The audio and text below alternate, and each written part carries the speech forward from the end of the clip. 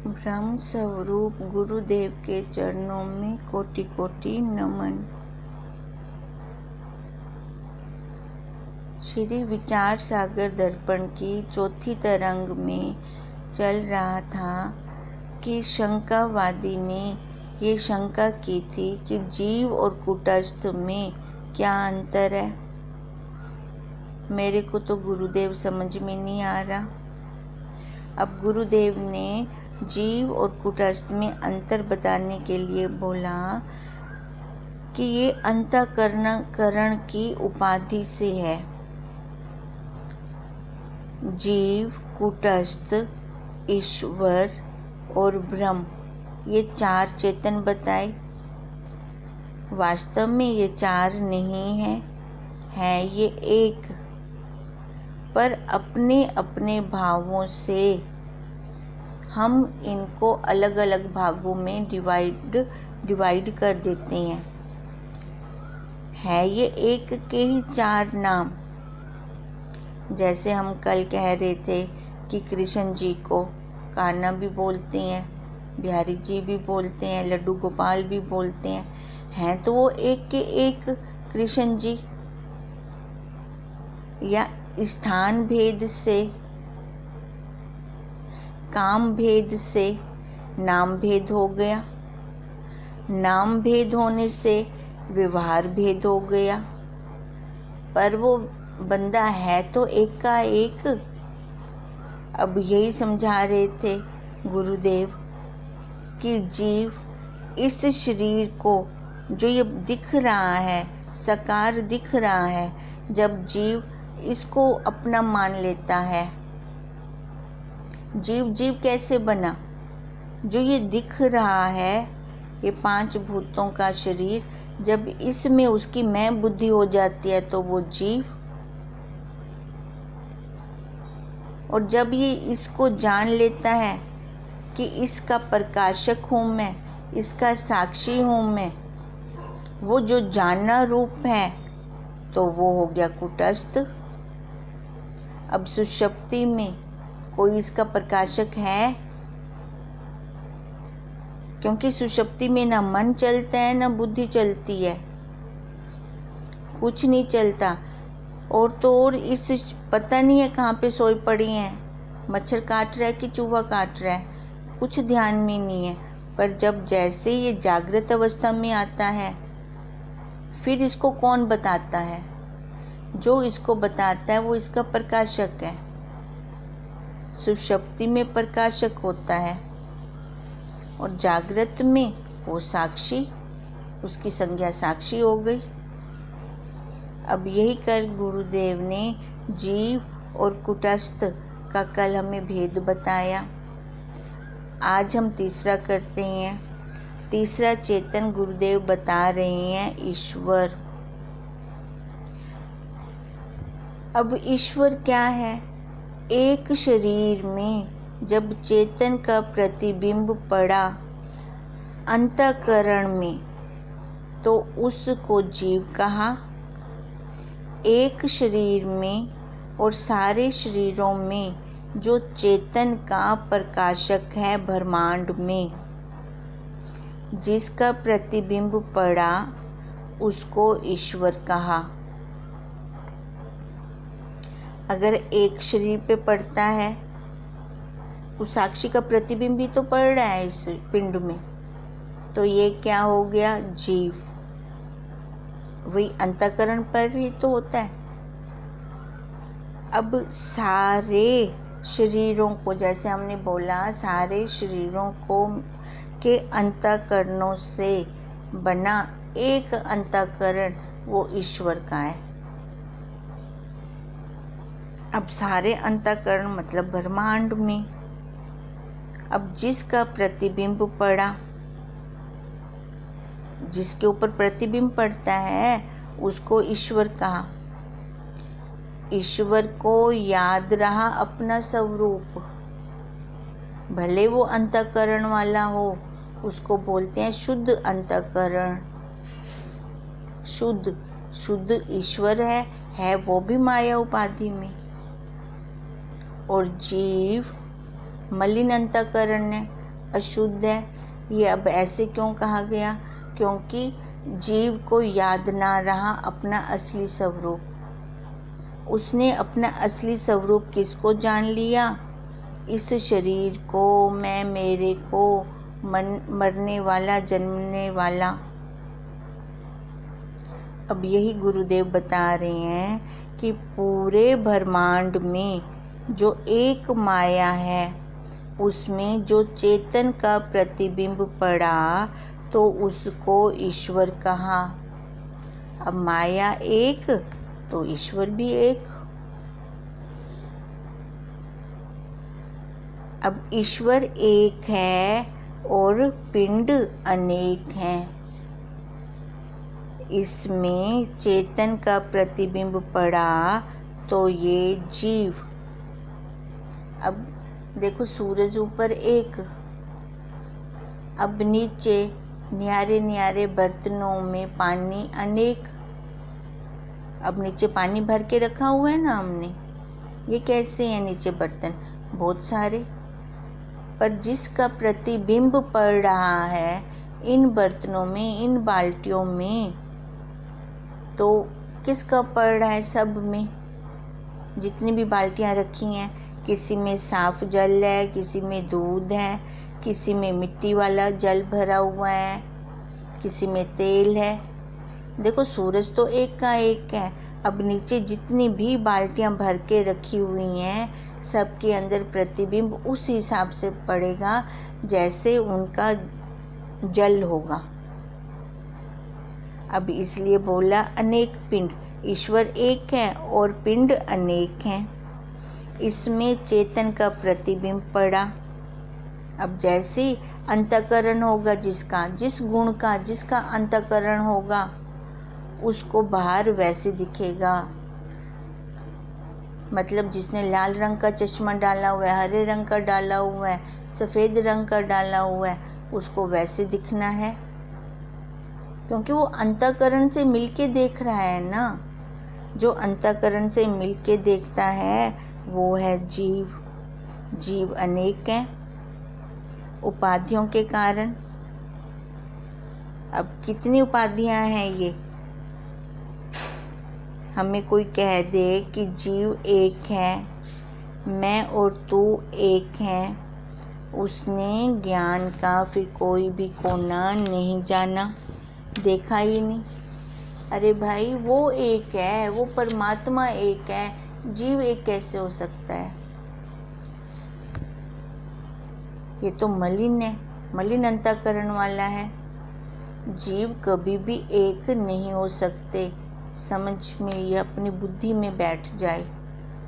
भगवान की रहस्य युक्त गीता है। अब गीता में भगवान जी ने भी तो साफ साफ कहा है कि जो धीर पुरुष हैं, जो ज्ञानी पुरुष हैं, वही इस रहस्य को समझ सकते हैं। तभी उनका ये अंत का जन्म हो जाता है। अब जीव में तो कितने जन्म उन्होंने भटके, और क्यों भटके? अविद्या के कारण। अविद्या तो जन्मों से है। देखो कब से भटक रही हैं, कब से भटक रही हैं। अब ये क्या है? ये लंबी बीमारी हो गई, जैसे कैंसर की। कैंसर की जैसे लंबी बीमारी होती है, इसका इलाज लंबा चलता है, ऐसे ही अविद्या से ग्रस्त ये जीव है, तो इसका इलाज भी लंबा चलता है। कितने जन्मों जन्मों से हम भटक रहे हैं। अब जाकर गुरुदेव ने ये वल निकाले, बुद्धि के जो वल थे वो निकाले हमारे। तो गुरुदेव इसकी बीमारियों का इलाज करते हैं। और कौन करता है इलाज? आज तक हमें ऐसा ज्ञान किसने दिया? भले ये इलाज लंबा हो, मगर सफल तो होता है। अगर हम गहरा मनन करेंगे तो हमें फिर दिखेगा कितना लंबा इलाज चल रहा है, कब से चल रहा है। गुरुदेव कहते हैं हम तो इतने जन्म ले चुके हैं कि हमारे हड्डियों के पहाड़ बन चुके हैं। गहरा मनन करें तो हमें दिखता है ये कब से जन्म जन्म जन्म जन्म लेके भटक रहे हैं। क्यों भटक रहे हैं? अंत क्यों नहीं आ रहा इन आकारों का? कभी हमने विचार किया? कभी हमने सोचा क्यों नहीं आ रहा अंत? क्योंकि इच्छाएं वासनाएं नहीं खत्म होती, आकार खत्म हो जाते हैं, फिर और आकार लेकर वो इच्छाएं वासनाएं पूरी करते हैं।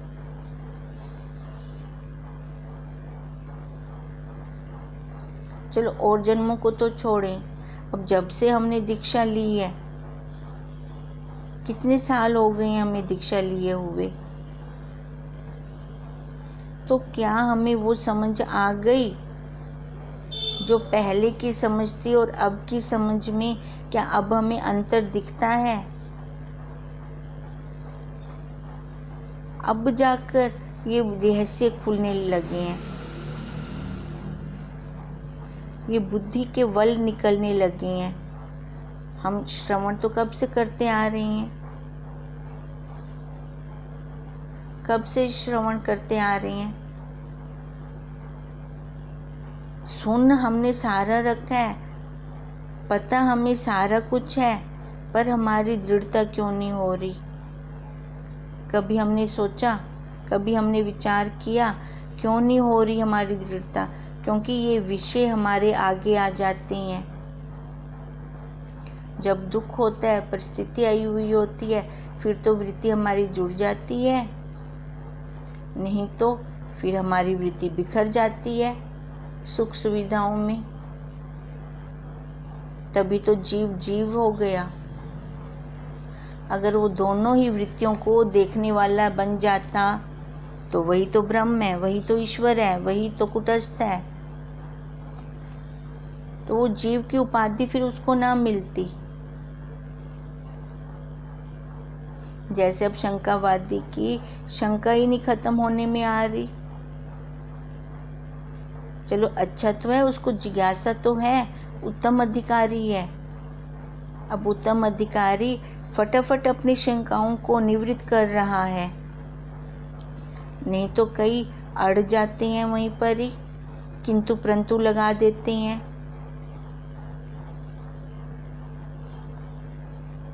अब यही गुरुदेव समझा रहे हैं कि हमारे शरीर मर रहे हैं, वासनाएं नहीं मर रही। फिर उन वासनाओं के साथ नया शरीर लेते हैं। ज्ञान लेने के लिए हम गुरु के द्वार पर जाते हैं। अब वहाँ पर भी देखें कि हम कितनी शांति से बैठते हैं वहाँ पर। क्या हमारा वहाँ पे भी गहरा मनन चलता है? हम वहाँ पर जो श्रवण कर रहे हैं वो हमारे अंदर कितना चल रहा है? या गुरु के द्वार पर गए, सत्संग में गए, तो वहाँ पर भी हमने क्या किया? बाहर का ही। ये आंखें हैं ना, रूप को जल्दी लेके जाती हैं, बाहर संसार को जल्दी अपने अंदर ग्रहण करके ले जाती हैं। निगरानी अपनी हो, चौकीदारी अपनी हो कि हम क्या कर रही हैं, जो हमने श्रवण किया उस पर कितने चल रही हैं। अब देखो ये भी हमारे संस्कारों के कारण ही होता है सारा कुछ। जैसे जीव के संस्कार पक्के होंगे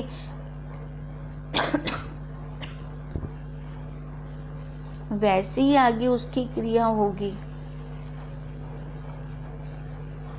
वही संस्कारों का खेल है, जैसे उसके संस्कार होंगे। अगर चंचल वृत्ति है तो उसको बैठने नहीं देंगी ये इंद्रियां। रजोगुणी व्यक्ति अपने आसन से बैठा बैठा उठ जाएगा, क्योंकि उसको सामने काम दिखना शुरू हो जाएगा। अब बैठा किस लिए था? अपना काम करने के लिए।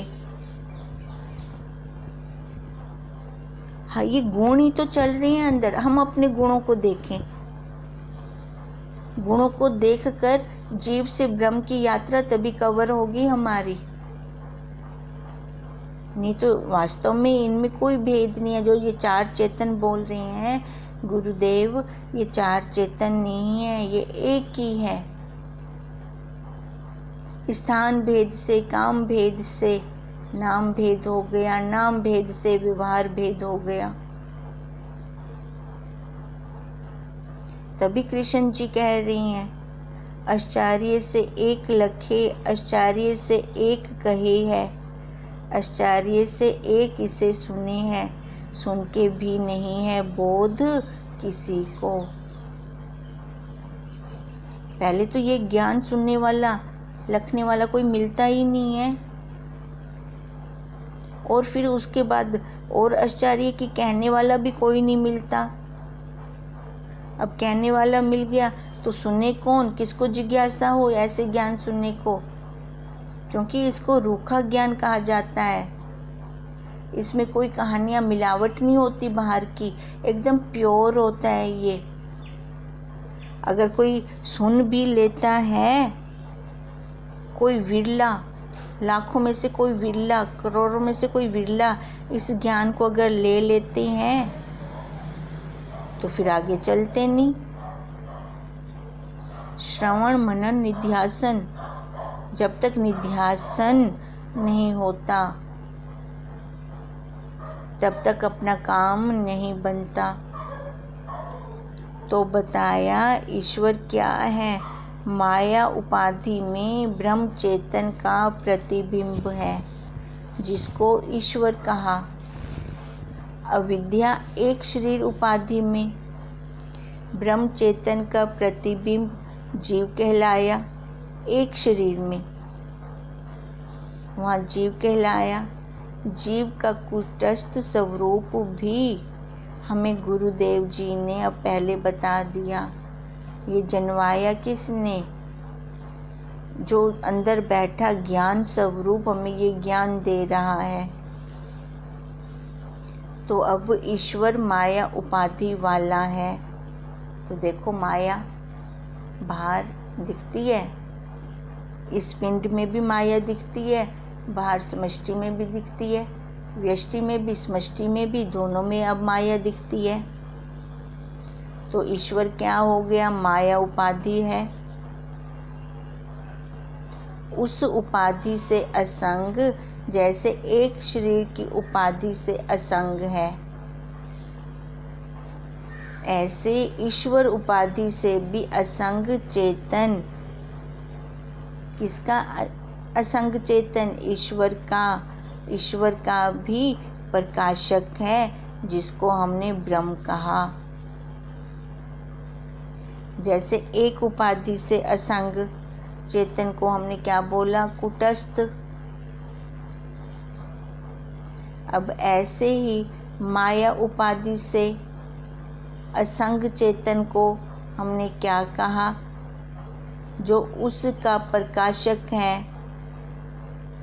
माया उपाधि वाला किसको लिया हमने, माया उपाधि वाला वो ईश्वर। अब उस ईश्वर का भी तो कोई प्रकाशक है, समष्टि में भी तो कोई प्रकाशक है। तो वो प्रकाशक कौन है, उसको क्या संज्ञा दी गई, उसको ब्रह्म कहा गया। तो ईश्वर का प्रकाशक हो गया ब्रह्म। ईश्वर भी चेतन है, प्रकाशक ब्रह्म भी चेतन है। इधर जीव कहा, जीव भी चेतन है, और जीव का प्रकाशक कुटस्थ वो भी चेतन है। तो फिर क्या ये अब चार चेतन हो गए? अरे नहीं, वास्तव में ये एक है। उपाधि भेद से, कार्य भेद से, स्थान भेद से नाम भेद हो जाता है। बुद्धि में बैठे हम बार बार क्यों रिपीट कर रहे हैं कि हमारी बुद्धि में बैठ जाए। अब स्वप्न भी ले ना तो भी हमें ये सारा क्लियर हो। स्थान भेद से, कार्य भेद से नाम भेद हो जाता है। क्यों हम बार बार इसको रिपीट कर रहे हैं? इसलिए कि हमारी बुद्धि में बैठे, इसको अजमाएं हम। इसको हम देखें, कैसे देखें? अब देखो, अगर घर में खाना बनाते हैं तो हम क्या बन जाते हैं? गृहिणी, माँ, बहन। और अब यही आकार अगर स्कूल में जाकर बच्चों को पढ़ा रहा है तो वहाँ क्या बन जाता है? टीचर, अध्यापक। यही आकार अगर सत्संग में आ जाता है तो उसकी फिर क्या संज्ञा हो जाती है? सत्संगी। देखो, स्थान भेद से काम भेद, काम भी अलग होता गया, उसका व्यवहार भी अलग होता गया। व्यवहार जैसे जैसे अलग होता गया, स्थान भेद होता गया, तो उसका नाम भेद भी होता गया। है वो एक की एक। अब ऐसे जैसे ये चार चेतन कहे गए, ये चार नहीं है। जो जहाँ पर रुकता है उसको वैसी संज्ञा मिल जाती है। इस पिंड पे रुकता है, इस आकार पे रुकता है, आकार को सच्चा मानता है तो जीव बन जाता है। आकार के साक्षी उस कुटस्थ को देखने लग जाता है तो कुटस्थ बन जाता है वो, उसको वही संज्ञा दी जाती है। और अगर बाहर माया उपाधि में ईश्वर, माया उपाधि में जिस पे उसका प्रतिबिंब पड़ा तो वो क्या बन गया? ईश्वर।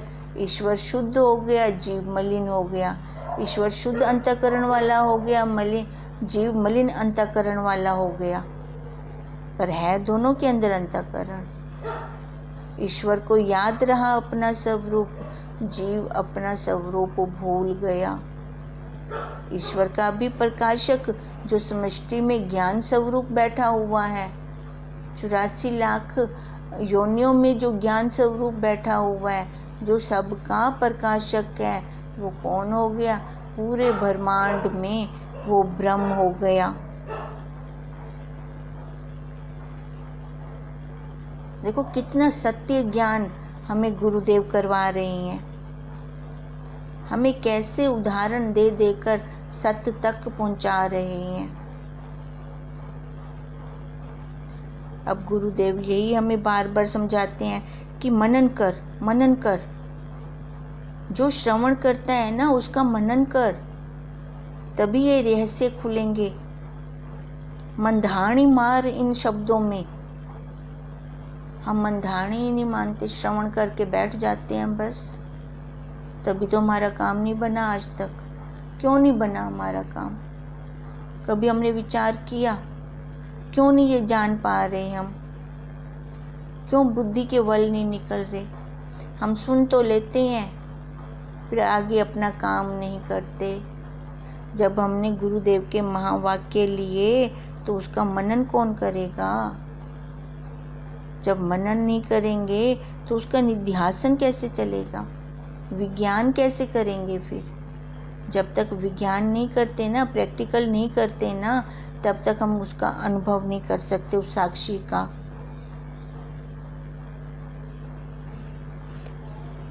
बार बार गुरुदेव यही समझा रहे हैं, है ये चारों एक के एक। जैसे एक लड़की माँ भी है, बहन भी है, बेटी भी है, पत्नी भी है। काम भेद से व्यवहार भेद हो गया उसका। देखें इसको। ऐसे ही क्यों बार बार उदाहरण दे रहे हैं? इसलिए कि ये चार अलग अलग चेतन नहीं है, एक ही है। पर जहाँ हम जिस भाव से जहाँ रुक जाते हैं, हमें वो संज्ञा मिल जाती है। सारा दिन तो हम झूठ में खेल रहे हैं। बाहर क्या है? झूठ का झूठ के साथ व्यवहार कर रहे हैं। जो ये शरीर है ना, ये भी झूठा है। झूठे को झूठ से खिला रहे हैं, पर बुद्धि में तो पक्का हो। देखें हम अपने आप को, अपने लिए एक स्थान तो ऐसा छोड़ दें जहाँ पे हम सत्य की चर्चा कर सकें। नहीं तो सारा दिन तो झूठ झूठ झूठ झूठ की तो चर्चा हो रही है। इस संसार की तो चर्चा हो रही है और यही तो सबसे बड़ा झूठा है। एक जगह तो अपने लिए ऐसी छोड़ें। अब वो क्या है जगह हमारे लिए? सत्संग की। जब तक हम सत्य का सामना नहीं करते तब तक हम अपने स्वरूप को नहीं जान पाएंगे, तब तक हम अपने असल स्वरूप में आ ही नहीं सकते। क्योंकि सत्य को समझने में समय लग जाता है। ऐसा ना हो कि समय सत्य को समझने में ही इतना समय लगा दें कि ये आकार ही ना रहे। अब तो श्वासों श्वास यही गुरुदेव से प्रार्थना चले कि गुरुदेव,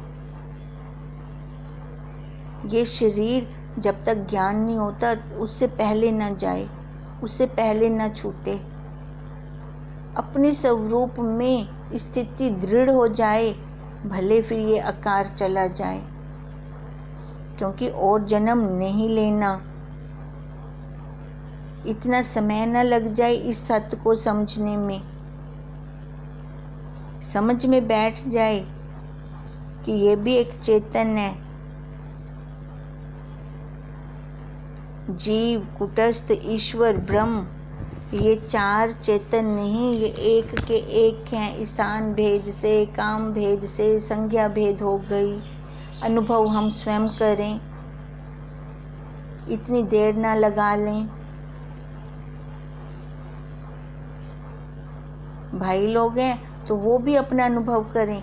दुकान पर जाते हैं तो नौकर के आगे सेठ बन जाते हैं, पत्नी के आगे पति बन जाते हैं, बेटे के आगे बाप बन जाते हैं। तो देखो, स्थान भेद से अपना काम भी बदल जाता है और अपनी संज्ञा भी बदल जाती है। तो ऐसे ही परमात्मा है, जब वह सृष्टि को रचने बैठा तो उसने अपनी शक्ति प्रकट की और सृष्टि को रचने बैठा तो उसका नाम क्या पड़ गया? ब्रह्मा।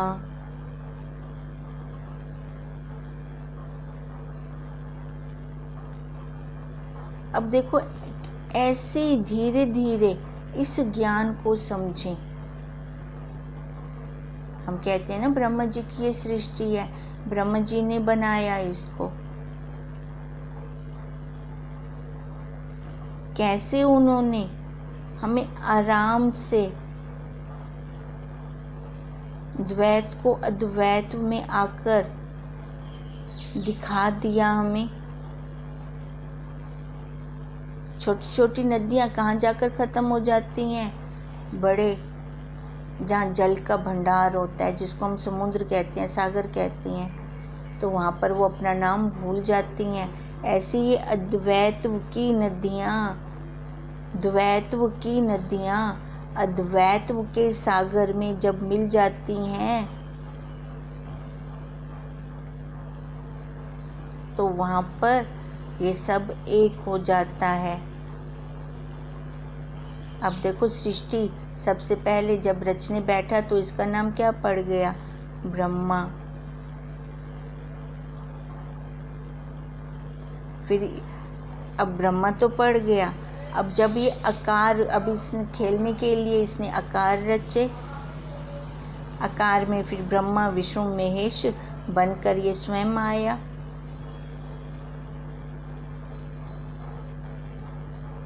अब फिर इनको देखो कैसे देखें, आकारों के अंदर, आकारों में इनका अंतःकरण क्या हो गया? शुद्ध।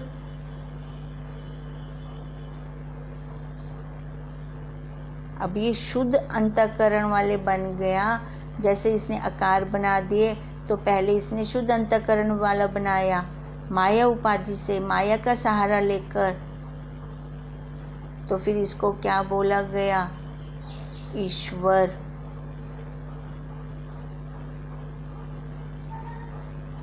अब पहले वो आधार होगा, बाद में तो आकार होगा। अब उनके मध्य स्वयं आकर बैठ गया।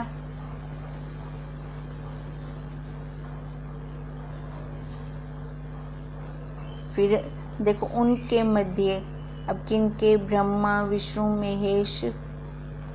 अब फिर हमने आरती बना दी, प्रणव अक्षर के मध्य तीनों ही एक में। अब ये प्रणव अक्षर कौन है? ओम। ओ और मैं को जान लेने के बाद तीनों ब्रह्मा विष्णु महेश एक ही हो जाते हैं।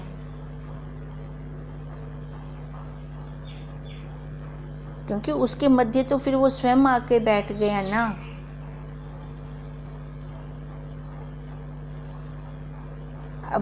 अब ये ज्ञान हमने कब लिया, कब हमें ये समझ में आया? जब हम तत्वज्ञ गुरुदेव जी के पास पहुंच गए। फिर जाके हमने ब्रह्मा विष्णु महेश को एक कर दिया। फिर हमने ये ब्रह्मा विष्णु महेश एक अपने गुरुदेव में देख लिए। पहले तो हमें ये अलग अलग आकारों वाले, अलग अलग नामों वाले, अलग अलग उपाधियों वाले दिखाई देते थे। तो कोई विष्णु का उपासक था, तो कोई ब्रह्मा का, तो कोई शिव का। देखो संसारी लोग तो अब भी ऐसे ही देखते हैं इनको अलग अलग। ये तो ज्ञान में हमने एक किया ना। संसार वाली दृष्टि में जाकर देखें, संसारियों की दृष्टि से देखें तो हमें ये कैसे दिखेंगे? तीनों अलग अलग दिखेंगे। और तीनों अलग अलग दिखते हुए तीनों के कामों में भी भेद होगा। फिर समय हो गया है, इसको हम कल आगे लेते हैं। अब गुरुदेव हमें क्या समझा रहे हैं? ये माया उपाधि वाला ईश्वर, उस ईश्वर का प्रकाशक ब्रह्म, उसको देखें। पहले हमने व्यष्टि को देखा, अब गुरुदेव हमें समष्टि में दिखा रहे हैं वो। पर ये जब खाली सुन के हमने छोड़ नहीं देना इसका, जब तक हम मनन नहीं करते, जब तक हम निध्यासन नहीं करते इसका, तब तक ये रहस्य हमारे खुलने वाले नहीं है।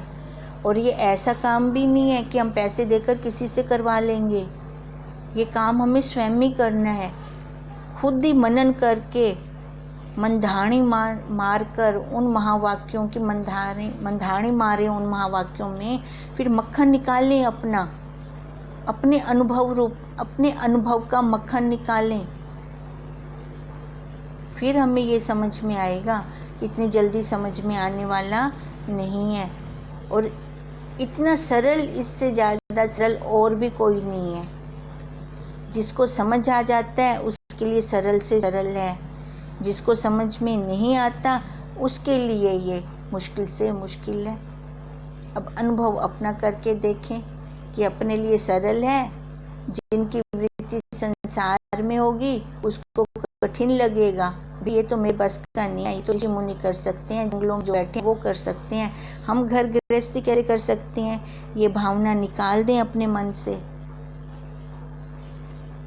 क्योंकि आकार रूप से हम एक हैं सारे, 5 भूत 3 गुण जो जंगल में जाके बैठ के कर रही हैं, वो भी तो मटेरियल यही लेके बैठे हैं। उनकी सामग्री भी यही है, अपने पास भी यही सामग्री है। तो हम जहाँ मर्जी बैठें, हम अपने ज्ञान को निकालें, बाहर निकाल सकते हैं। पर विचार हो, तत्वज्ञ गुरुदेव हों और उनके महावाक्य हों, तभी अपना काम आसानी से बन जाता है। ओम तम नमामि हरिं परम, ओम तम नमामि हरिं परम, ओम तम नमामि हरिं परम। ब्रह्म स्वरूप गुरुदेव के चरणों में कोटि कोटि नमन।